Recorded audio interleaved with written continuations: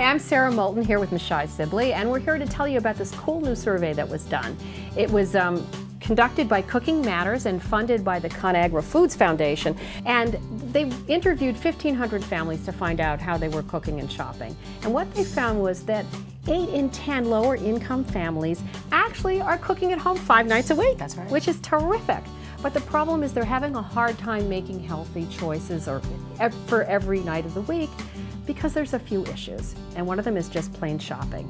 Now, Michelle here is a graduate of the Cooking Matters course, which teaches you about cooking and shopping, and I believe it's sort of changed your life. It has changed my life, and now when I go to the grocery store, I have a plan, I have a list, I only buy the items on that list, and when I'm in the store, I actually compare unit prices. That's something I didn't ever focus on. Tell us about unit pricing. Well, you know, we assume that because it's bigger, or because it's on sale, or because of whatever, that it's the better value, and in actuality, that's not always the case. Right. If you actually just take the time to look at the unit prices and compare the two, you'll find that it's not always cheaper to buy bigger. That's true. Another misconception, and this one just floored me, is a lot of families feel they know that fresh fruits and vegetables are healthy, but they're not buying them because they're just too expensive, and they think there's no alternative, but there are 2 alternatives right at the supermarket, and those are frozen fruits and vegetables. You think frozen, you think canned, less value, less nutrition. That's not the case, because these things are frozen at the height of their freshness, right? So canned or frozen, terrific alternative. That's right. You don't have to give up fresh fruits and vegetables. You can incorporate them into your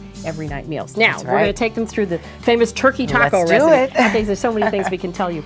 First of all, we started with a pound of ground turkey. We're going to feed 8 people, right? We are. But this is a really tasty recipe.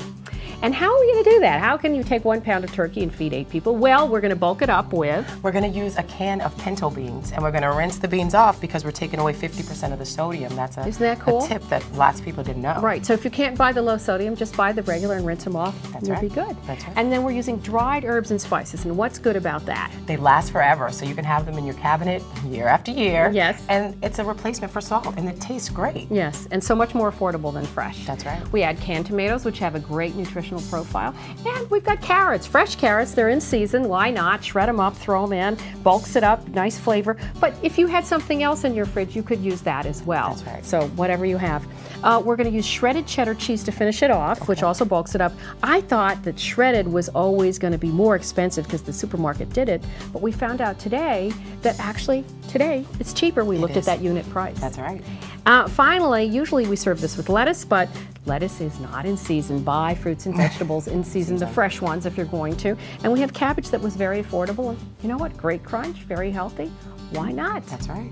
So you can find all of these tips and tricks and many recipes, including the tacos. By the way, 290 calories for 1 portion. Only took 15 minutes to make, serves 8 people. You can find all of these at strength.org/dinnertime.